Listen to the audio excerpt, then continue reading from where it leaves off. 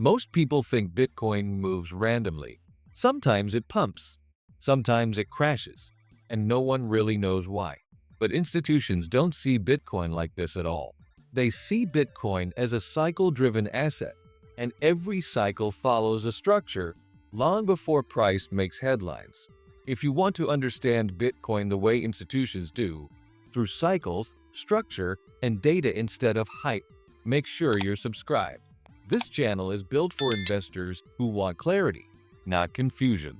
Most retail investors experience Bitcoin emotionally. They buy when confidence is high. They sell when fear returns. They feel smart during bull markets and confused during corrections. Every cycle ends the same way. Retail asks, "Why does Bitcoin always crash after I buy?" Institutions ask a different question. Which phase of the cycle are we in? That single difference explains everything. In this video, I'll explain Bitcoin cycles exactly how institutions see them, not as hype phases, but as capital rotation, liquidity behavior, and risk management. By the end, you'll understand why institutions buy when retail is scared, why they reduce exposure during euphoria, and why price action alone is never enough. Core truth: Bitcoin is not random. Bitcoin doesn't move randomly. It moves through repeatable behavioral phases, driven by human psychology, liquidity, and time. Institutions don't try to predict tops and bottoms. They try to identify where they are in the cycle. Once they know that, decisions become easier. Retail looks at price. Institutions look at phases. Phase 1. Disbelief/accumulation. This phase begins after a major decline. Price stabilizes. Volatility drops. News is mostly negative. Retail believes Bitcoin is dead. Institutions see opportunity. They don't rush in. They accumulate slowly. They spread entries over time.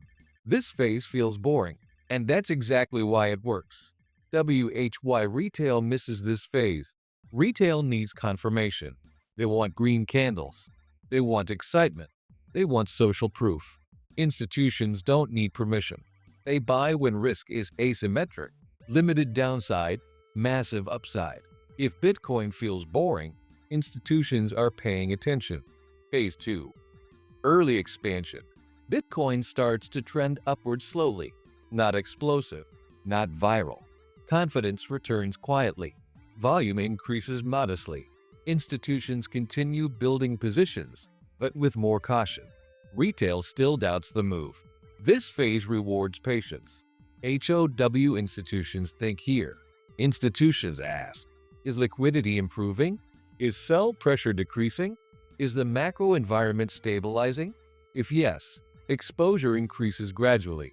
No emotions. No excitement. Phase 3.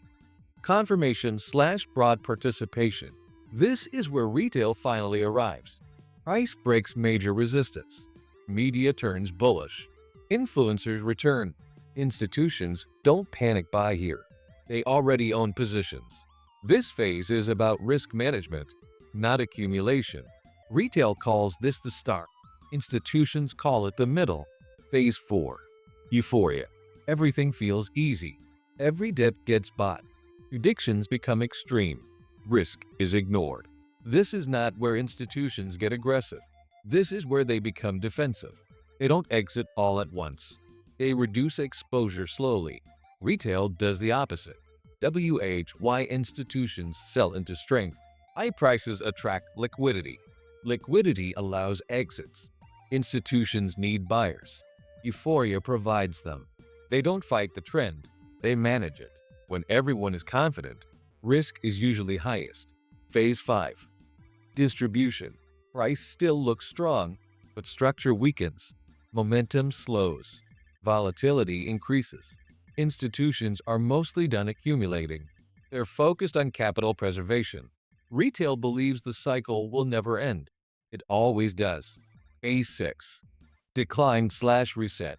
Price corrects sharply. Fear returns. Narratives collapse. Retail exits emotionally.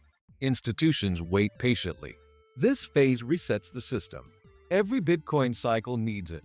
Institutions survive downturns. They don't overextend. They don't go all in. They respect cycles. This is why institutions last multiple cycles, and retail often doesn't. Bitcoin halving. HOW institutions view it. Retail sees the halving as a pump event. Institutions see it as a supply adjustment. Less new supply doesn't guarantee price increases. It changes long-term dynamics. Institutions plan months, sometimes years ahead. WHY price alone misleads retail. Price reacts to emotions. Cycles reflect structure. Retail reacts to candles. Institutions respond to context. This is the core difference. Risk plus reality check. Bitcoin cycles don't repeat perfectly. Macro conditions change. Regulation matters. Institutions don't assume certainty. They manage probability. Retail assumes certainty and pays for it. HOWYOUCA and apply institutional thinking. You don't need institutional capital. You need institutional patience. Ask better questions. Which phase are we in? Is risk increasing or decreasing? Am I early or emotional? These questions change outcomes. Bitcoin cycles don't reward speed. They reward understanding. Institutions don't chase moves. They position before them. If you stop reacting to price and start recognizing phases, your entire perspective changes. If this breakdown helped you see Bitcoin more clearly, subscribe for more data-driven crypto insights. And I'll see you in the next one.